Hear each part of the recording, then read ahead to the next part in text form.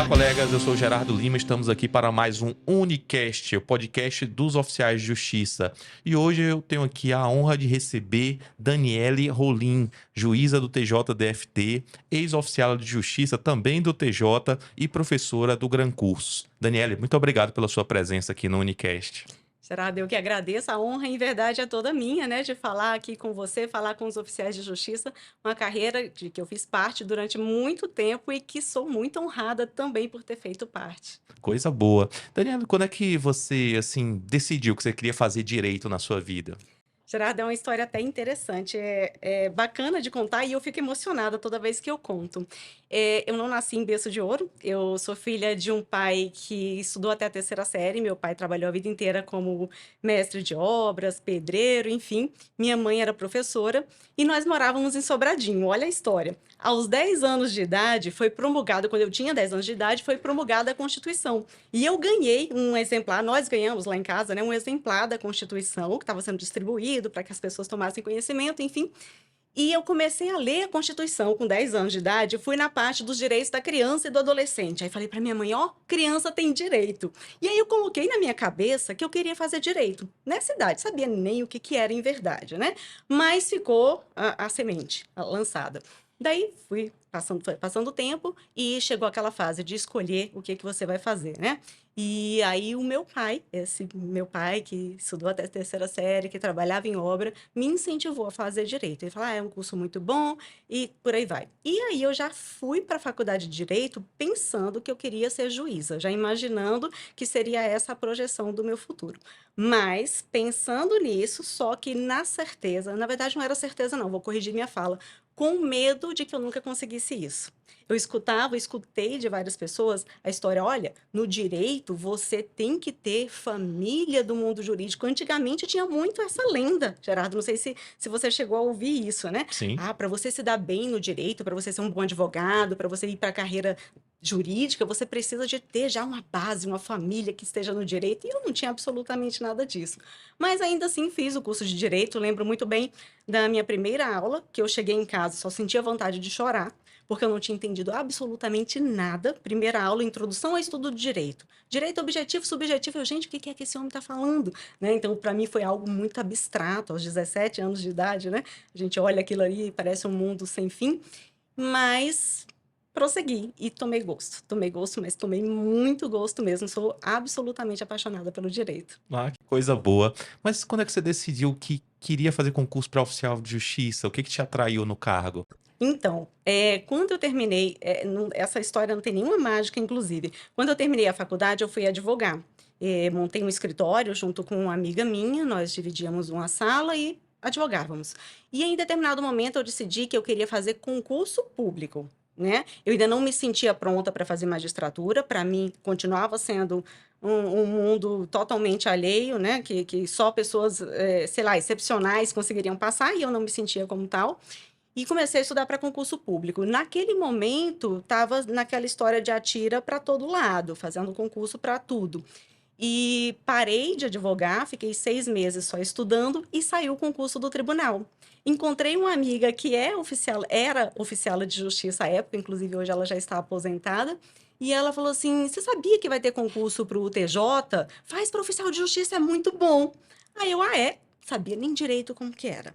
Como que era a preparação, como que era o concurso e principalmente como era na prática o exercício da função, né, porque a gente sabe da teoria, mas a hora do vamos ver é totalmente diferente. E aí eu me inscrevi no concurso, inclusive me inscrevi para analista da área fim, né, a área judiciária, e para analista execução de mandados. Uma prova era de manhã, outra era de tarde, eu lembro bem. Oficial de justiça era à tarde, analista da área fim era de manhã. Passei nos 2. Fui chamada primeiro para oficial de justiça. Eu estava meio assim: "Será o que que eu quero? O que chamar primeiro eu vou". Aí me chamaram rapidamente para oficial de justiça, um mês depois para analista área fim. Aí eu continuei lá como oficial de justiça, gostei e fiquei. Ah, excelente. E quando você entrou no cargo, assim, como oficial de justiça, quais as dificuldades que você identificou no exercício da profissão, principalmente no começo? Várias, viu? Várias. A primeira delas, tem para mim que era nem a dificuldade concreta, é mais um medo. Eu acho que isso acompanha quem começa, principalmente mulher, é inevitável que seja um pouco diferente, né? De você pegar seu carro e ir bater em portas de pessoas desconhecidas, em lugares que você também não conhece, em lugares distantes. Felizmente, eu fui muito bem recepcionada pelos colegas. Eu entrei de início em Planaltina e os colegas me receberam muito bem, me auxiliaram nessa parte inicial. Mas, fora isso, também a questão de como que eu faço, né? Eu sei o que é uma penhora, eu estudei, eu fiz direito, eu estudei para o concurso, mas como que eu efetivo? O que que eu coloco aqui no papel? Às vezes uma dúvida boba. O que que eu vou colocar aqui no papel, né? O que que eu coloco aqui no auto de penhora? O que que vai ficar escrito? Então, essas questões, assim, bem específicas da carreira, próprias da carreira, que você fica em dúvida na hora de cumprir o mandado. Às vezes, e hoje é uma preocupação minha como magistrada, né? O mandado que não vem com todos os comandos para o oficial de justiça saber sair do problema, porque ele está ali na rua, não dá tempo de pensar, muitas vezes, né? Ele está ali com a parte a ser intimado ou com a parte que ele tem que cumprir uma diligência específica e ele tem que decidir. Muitas vezes ele tem que decidir. Ah, mas a decisão é do juiz, sim, mas na hora de cumprir a decisão, muitas vezes surgem problemas, surgem questões que não estão respondidas na decisão judicial. E aí, essa dificuldade também a gente só aprende a resolver esse tipo de coisa na prática, só no dia a dia. É verdade, é um tipo de trabalho que o conhecimento, até dos mais antigos, nos ajudam bastante, né? Que Sim, demanda aquele conhecimento prático, né? Entre a legislação processual e a forma ali que concretamente o mandado é cumprido, há uma distância, né? Que requer esse aprendizado ali com a prática. E aí, depois de você ter uma carreira brilhante, né? 10 anos como oficial de justiça, você foi, né? Fez esse desafio enorme, né? Que é encarar um concurso da magistratura. Como é que foi essa preparação aí para conseguir passar num concurso tão difícil como é da magistratura, principalmente aqui do TJDFT? então, Gerardo, como eu disse, né, eu já tinha esse sonho lá atrás, mas esse sonho era seguido do meu medo. Eu era muito medrosa e muito ansiosa, no sentido de que eu achava que eu não tinha capacidade. Mas eu não desistia. Eu fazia achando que não ia dar certo. Eu falo que talvez eu me sentisse uma concurseira profissional. Eu vou ficar fazendo concurso a vida inteira, enquanto eu sou oficial de justiça. Era mais ou menos isso. E aí, nesse período de quase 10 anos, que faltam 1 mês e 10 dias para completar 10 anos como oficial de justiça, eu não parei de estudar. Eu tinha idas e vindas, eu tinha momentos em que eu de fato parava um pouquinho, falava isso não é para mim, mas quando eu parava ficava aquele negócio martelando na minha cabeça, você quer, você tem que voltar a estudar. E aí eu voltava. Eh, a preparação não é fácil, né? O tempo de oficial de justiça é muito engraçado isso, que as pessoas falam assim: olha, oficial de justiça tem mais tempo para estudar. Isso pode ser verdade, mas pode não ser. Por quê? O fato de oficial de justiça ter horários mais dinâmicos não significa que ele faça o horário dele. Eu falava isso: olha, não sou eu que faço o meu horário, são as pessoas que eu tenho que intimar que fazem meu horário. Porque se as pessoas, por exemplo, eu estou trabalhando em uma cidade que as pessoas só estão em casa a partir das 18 horas, de nada adianta eu ficar batendo porta 2 da tarde, porque eu não vou encontrar ninguém. Então, eu acabava tendo que trabalhar a partir das 18 horas, muito embora eu não quisesse. Então, essa história de você faz o seu horário é muito relativo. Segundo ponto, o talvez você fazer o seu horário faz com que as pessoas, eu muitas vezes me desorganizasse com isso.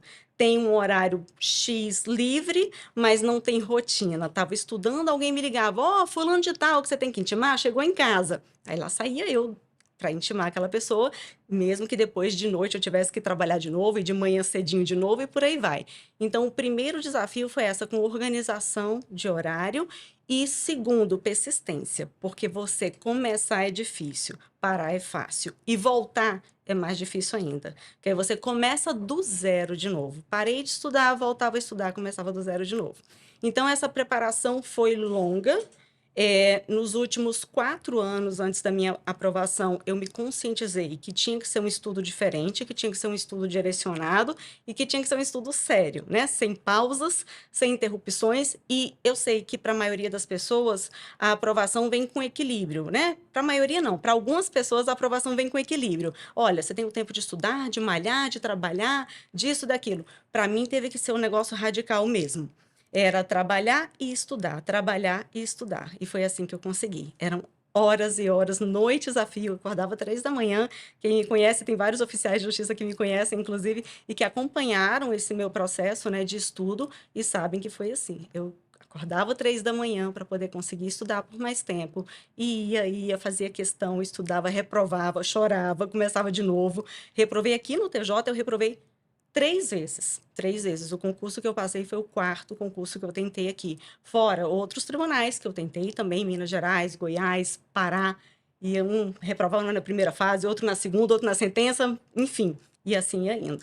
É uma história belíssima de vida, assim, né, que dá motivação para todo mundo continuar estudando para atingir os seus projetos, né. Sim. Você, assim, persistiu todo o tempo, às vezes nem acreditava que seria possível e daqui a pouco conseguiu, né, todos os seus objetivos, né. Passou no cargo de oficial de justiça, que é relevantíssimo, passou no cargo de magistrada, que é relevantíssimo, e aí você decidiu compartilhar os seus conhecimentos e essa experiência com outros alunos, agora no Gran Curso, né. Como é que foi essa virada de chave aí para você, aí depois de ter enfrentado todos esses desafios e alcançado a vitória? Às vezes o pessoal não enxerga isso, ah, mas se eu perder no concurso, no final o que importa é o que passou, né? Sim. Então os que não passou ficaram para trás, mas está exercendo o cargo que quer. E agora você tem uma condição, uma bagagem enorme para poder compartilhar e ajudar outras pessoas a também realizar os seus sonhos. Quando é que você decidiu fazer isso? Então, Gerardo, eu digo que hoje eu sou absolutamente apaixonada pelas minhas duas profissões. A magistratura e o magistério me enchem de alegria e satisfação. Eu não tenho do que reclamar. Eu trabalho muito para conseguir conciliar as duas coisas. Não é fácil. Tem dia, não vou mentir, que eu acordo dizendo eu vou largar tudo, mas é só aquela fala da boca para fora, o coração tá cheio de alegria por poder estar fazendo o que eu faço.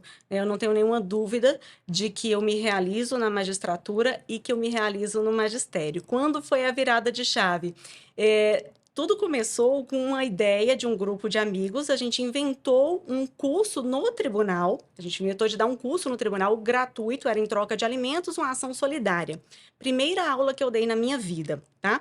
Eu já tinha dado aula, assim, particular, em casa, com 10 anos também. Tudo começou com 10 anos na minha vida, viu só, né? Eu dava aula particular de matemática para os colegas da escola. Mas, enfim, aula real foi essa história de uma ação solidária que nós fizemos. Eu subi lá no tribunal, naquele auditório, Sepúlveda Pertence, se eu não me engano esse é o nome, e dei a minha aula. Eu amei. Eu saí de cima daquele auditório com as energias renovadas, com vontade de ficar lá, de falar para o povo o dia inteiro, de continuar, de continuar, de continuar. Aí eu falei, eu quero dar aula. Aí comecei dando aula em faculdade, foi minha primeira experiência, né, real, assim, de ter um contrato de dar aula, foi numa faculdade, e depois surgiu essa oportunidade de preparação para concursos. Aqui eu me encontrei. Por quê? Justamente por conta dessa bagagem, né, como você falou, essa experiência de reprova, faz de novo, reprova, tenta de novo, apesar da reprovação, vamos lá. E eu encontro nos alunos, né, essa preocupação, esse medo, essa ansiedade que eu tinha lá atrás. Então, eu tento ser mais do que professora, mais do que passar o conhecimento jurídico, o que deve ser feito para a prova, mas também de dar a eles esse amparo. Eu sei que nem sequer seria minha função, mas eu gosto de conversar com os alunos sobre isso. Ah, professora, eu estou angustiada, eu estou achando que eu nunca vou passar. Calma, eu também sentia isso, vai dar certo. E aí ter esse contato, para mim, renova minhas energias. Ah, isso aí é excelente. Com certeza está fazendo a diferença na vida de milhares de pessoas, né, que Assim fazem espero. os cursos aí, muita gente atingindo seus objetivos, né, por meio aí do seu compartilhamento de informações e experiências. E Daniele, assim, você é uma pessoa ideal para fazer uma análise sobre o cargo de oficial de justiça, porque você teve a vivência, hoje você, claro, enxerga como é que os oficiais de justiça atuam, né, por meio da sua atuação como magistrada, e você é uma profunda conhecedora, professora de direito processual penal, né? Então, os oficiais têm várias atribuições Uhum. dentro do processo penal. Como é que você enxerga assim a evolução do cargo de oficial de justiça ao longo desses últimos anos, principalmente desde que você entrou no tribunal?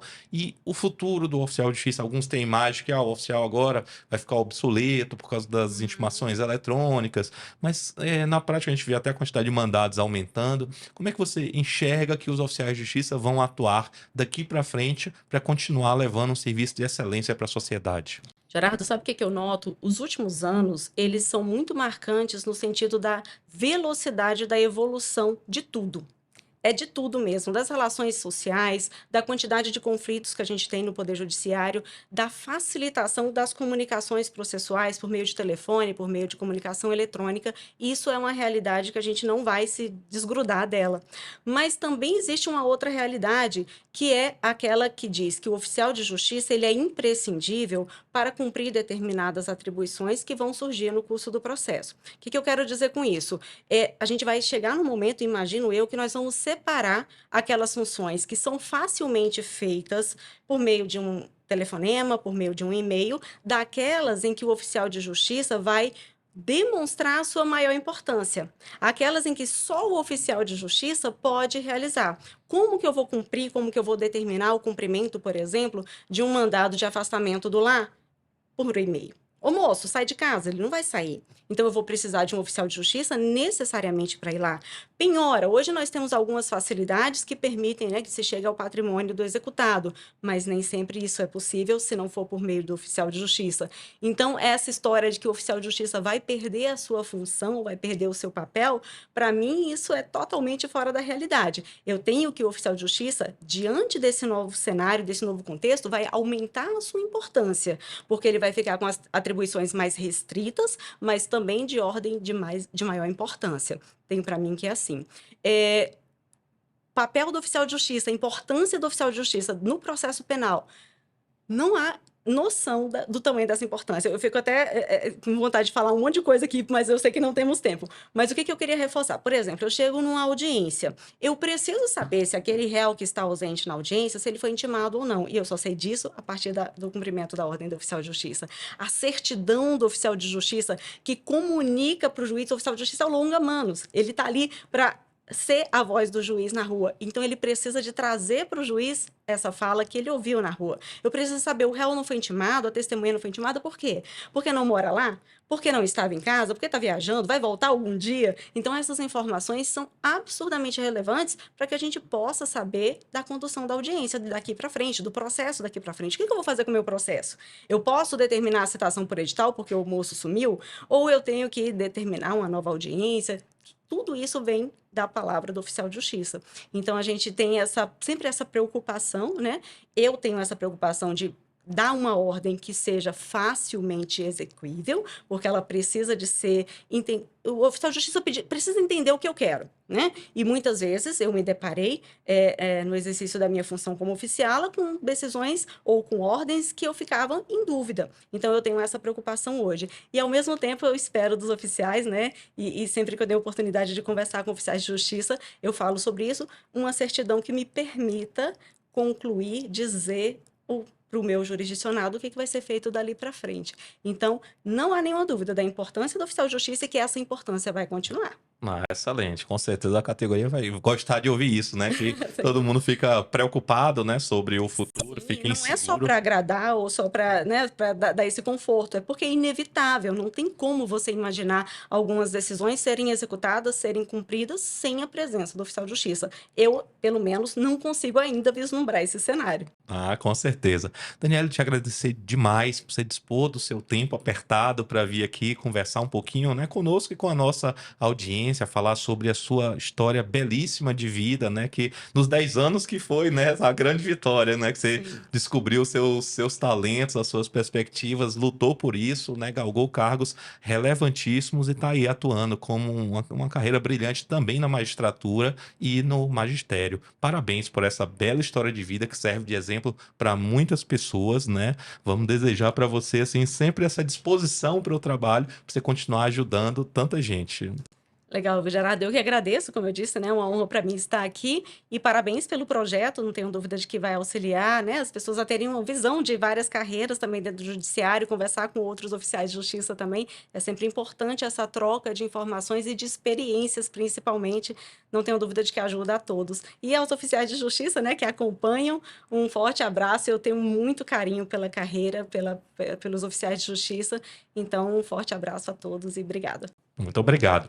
É isso aí, pessoal. Hoje conversamos aqui com Daniele Rolim, juíza do TJDFT, ex-oficial de justiça também do tribunal e professora do Gran Cursos, né? Tenho certeza que vocês ganharam muito com as informações e com a experiência que ela trouxe aqui para compartilhar com todos nós. Muito obrigado aí pela audiência mais uma vez. Um forte abraço. Até o próximo episódio.